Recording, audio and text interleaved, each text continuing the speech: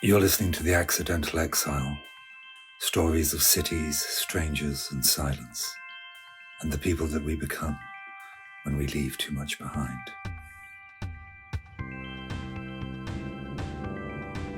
Any place of transition awakens in us our vulnerabilities.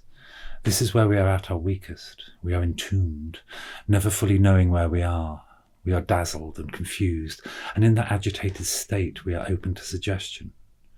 This is where the veil between our external masks and the infinite world of our psyches is at its thinnest. This is why so many profound chance encounters occur in these spaces. We do not know it, but our mysteries trail behind us when we are on the move. Just outside of our field of vision, just beyond the corner of the eye. If you were to transport a person from the old world, perhaps this is where they would see the elves and the fae today. Maybe they are there still. It was a typical Saturday afternoon in Shanghai, at that moment before dinner when the day has begun to take its toll. You can sense the rising discomfort in the pulsing crowds as, with their patience running out, they ply their way towards their final destination of the day, which is usually food. I was rolling like a pinball through the throng until I stood still on the platform as the train rolled in. For a moment I found myself between a man and his daughter.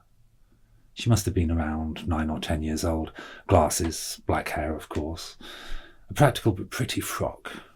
The man barked at her bitterly, nerves frayed.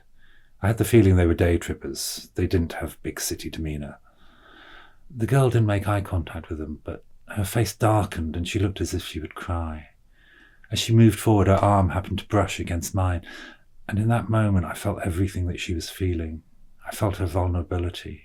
I felt her fear.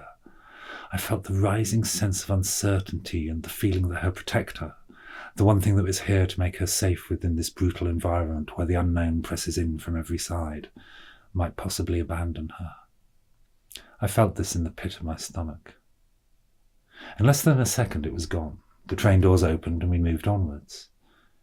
I can feel what other people around me are feeling, but it happens all the time, so I don't think about it in the same way that I wouldn't stand on a beach and consciously analyse every single wave as it rolls to shore.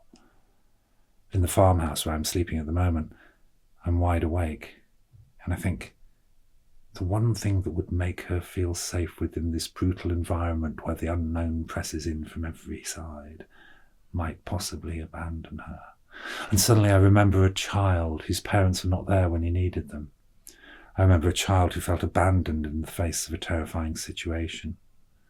China awoke that lost child in me, bewildered and scared, trying to navigate their way alone, always alone, and I'd left him there. I need to divest myself of that. I need to prove that I can function, that I can cope, and I can master that place. In doing that, I can deliver my lost child to safety. I have to prove it to myself. This is the only way I can end this. The Accidental Exile is written and read by me, Finley Cowan. If this story spoke to you, subscribe, find more on YouTube and Patreon. Let's keep the conversation unfinished.